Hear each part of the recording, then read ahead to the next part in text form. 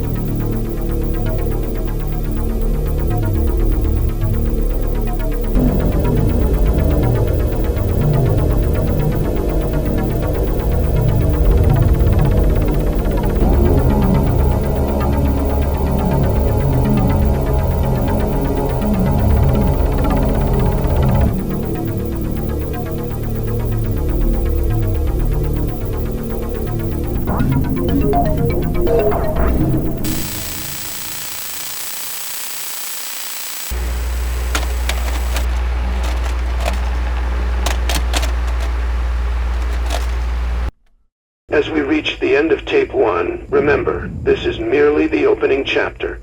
There are 3 additional tapes, each carefully digitized from their former decaying states to preserve their eerie contents for further scrutiny, 1 chapter at a time. It might strike you as odd why these narratives were segmented into separate tapes instead of one long, continuous recording. Much of each tape remains conspicuously unused, a canvas of silence and anticipation. What this may signify, I do not know. Be sure to stay tuned for tape 2, where the story takes a darker turn. I have reasons to believe, and the original creator seemed to hint, that Ernie isn't just a figment of the narrative. He may start to actually appear in photos and video footage in the next tape and those that follow. Although these claims cannot be verified, I can wholeheartedly state that I truly believe the entity known as Imaginary Ernie does in fact appear in the forthcoming content. For those intrigued enough to explore further into the lore of Imaginary Ernie and the chilling incidents depicted in this presentation, heed a word of caution. Do not seek the original audio recording of the children singing the Imaginary Ernie song. I must insist that you do not seek this out.